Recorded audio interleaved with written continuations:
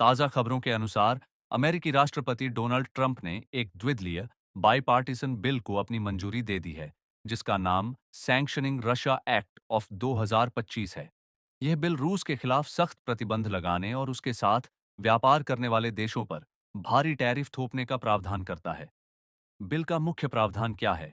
यह बिल अमेरिकी राष्ट्रपति को अधिकार देता है कि वे उन देशों पर कम से कम 500% टैरिफ लगा सकें, जो रूसी मूल के तेल, पेट्रोलियम उत्पाद, गैस या यूरेनियम खरीदते हैं।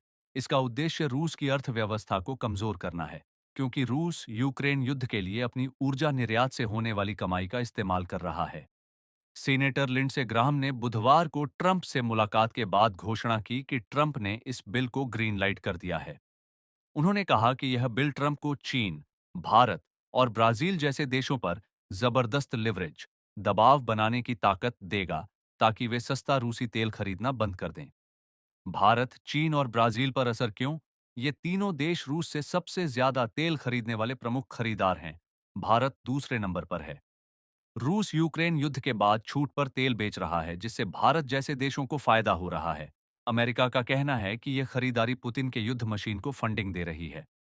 ट्रंप पहले से ही भारत पर रूसी तेल खरीद के कारण कुछ सेक्टरों में 25 से 50% तक टैरिफ लगा चुके हैं।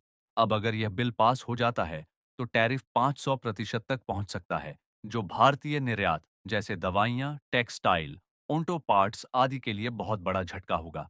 भारत की प्रतिक्रिया क्या है?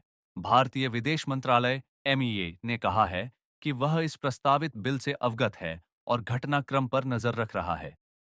एमईए प्रवक्ता ने स्पष्ट किया कि भारत की ऊर्जा नीति किसी दबाव में नहीं बदलेगी।